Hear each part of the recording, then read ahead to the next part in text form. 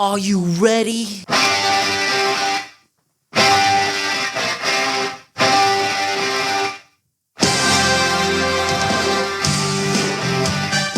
Hello everyone and welcome to another edition of Irish WrestleTalk.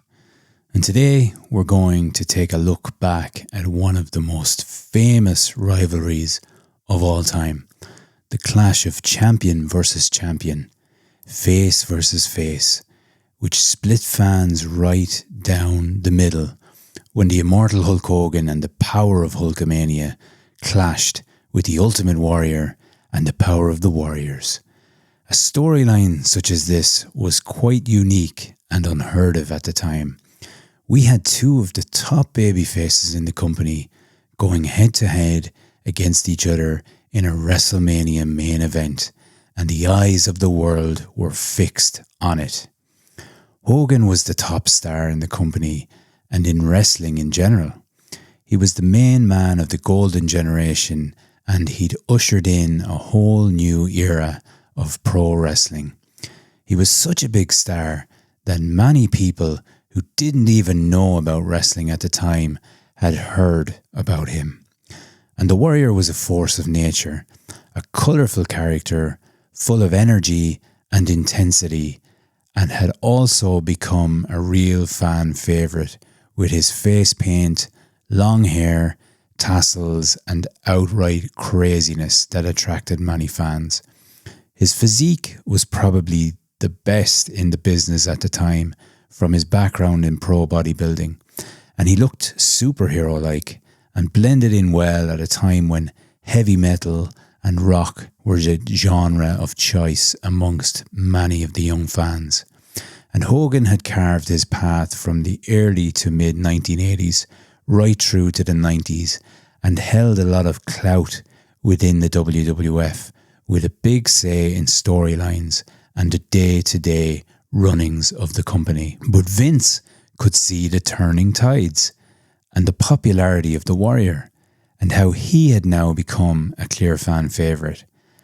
Warrior lacked the real in-ring talent that others had, but with his superstar look and his connection with the audience, he became a massive breakout star.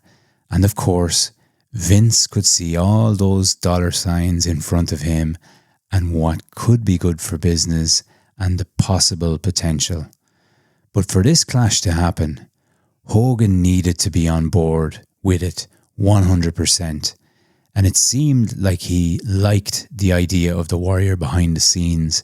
And this match was set to perhaps be a platform for Hogan to pass the baton to the next star they believed would carry the company forward. So with this in mind, the WWF set to work building out this storyline. In January 1990, at the Royal Rumble, both stars crossed paths after throwing some of the other Rumble competitors over the top ropes. They were in the ring together, walking around, eyeing each other up, and then started squaring off, which drew a lot of excitement from the fans. You could clearly see this was a dream match they wanted and needed to see. It was a little taste of what was possible, and the Hulkster subsequently went on to win this particular Rumble. And then on a Saturday night's main event soon after, they were booked together as a tag team to take on Mr. Perfect and the genius Lanny Poffo. And after winning this match and getting involved in a bit of afters with their opponents, the Warrior accidentally clocked Hogan, and it was clear something was about to kick off here and shit was about to go down. So soon after this, Hogan issued a challenge to the Ultimate One to find out whether Hulkamania or the power of the Warriors was the dominant force within the WWF. And the on-screen president at that time, Jack Tunney, and you always knew stuff was about to get serious when he rocked up on screen, formally announced the main event of WrestleMania 6 between the two, putting the WWF Championship and Intercontinental Championship on the line in what would be a first for WWF. We even got a rare contract signing on screen between the two guys, and in the passing weeks and months leading to WrestleMania, we got treated to some unbelievable vignettes and promos from the two superstars, with the Warriors ones bordering on nonsense and lunacy. And here's a little sample. Hogan, have a question to answer your question. As you, Hulk Hogan, travel to WrestleMania by conventional means, the normals you travel with. Crazy stuff. The experience malfunctions.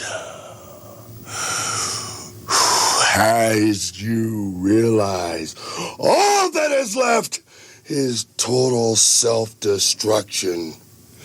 Do you, Hulk Hogan, show self-pity?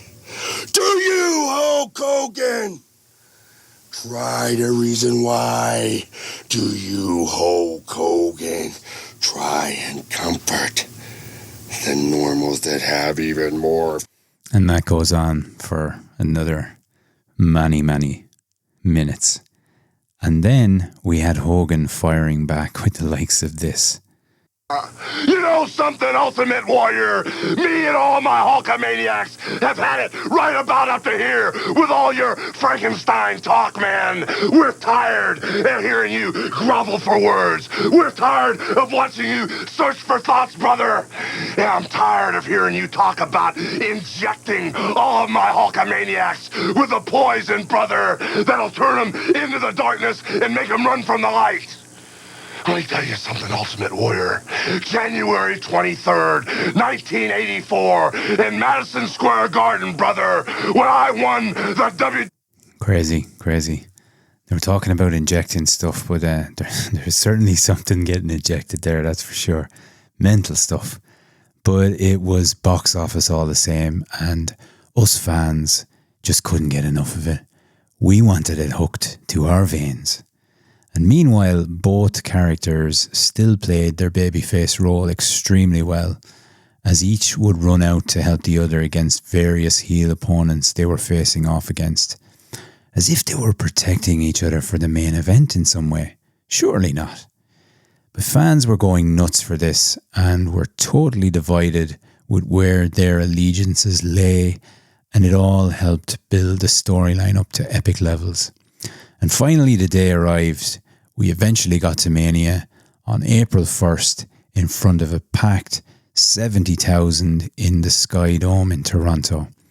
And in a bout that was never really going to be a technical masterpiece, the atmosphere was electric and the crowd was boiling over in anticipation.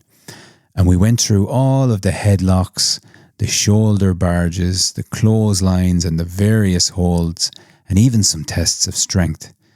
A lot of what you wouldn't get away with in the present day, but it didn't matter. We lapped it up. And then we experienced a false finish with the Warrior hitting his customary press slam, but the Hulkster kicked out at 2. And then Hogan attempted his patented leg drop, with the Warrior managing to evade this, then hitting Hogan with a splash of his own and claiming the victory. But eagle-eyed viewers would see Hogan kicked out just after the 3 count, letting you know that he was just playing along and in on it all. But it didn't matter, as the crowd erupted and the Warrior was now the poster boy and face of the WWF, with Hogan handing him the belt and both men embracing in the ring in a real show of respect for one another. This was actually the first time Hogan had been pinned cleanly in years, so a rare occurrence, and shows us that he could do what was best for business and be unselfish at times and put someone else over if he believed in it all enough and got enough money also, I guess. But this was already in the realms of instant classic by all who witnessed it. And everyone could easily overlook the lack of quality of the match given the star power of both wrestlers.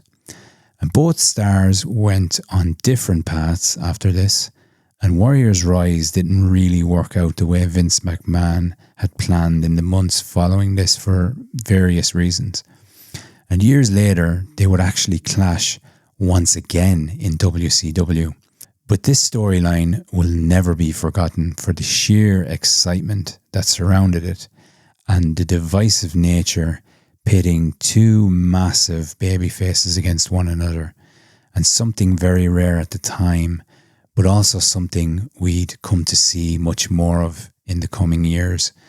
And it's also remembered quite fondly by some wrestlers who were in attendance as fans that day, before they ever got into the business. And two of those guys were Edge and Christian. And it's a match that's revisited many times also, as sometimes it's classed as being perhaps overrated, and that the storyline and the idea behind it overshadowed the match to some degree, because the two stars were technically limited. But look, there's many occurrences of this through the years, and people can look past the shortcomings to some extent when they get lost in the storyline and when the outcome is to their satisfaction. And it still lives on today as one of the epic main event encounters of WrestleMania, and I'd certainly put it into my top 10 of all-time main events. And how about you guys? What is your overall opinion on this rivalry? And do you feel it is one of the best or mediocre?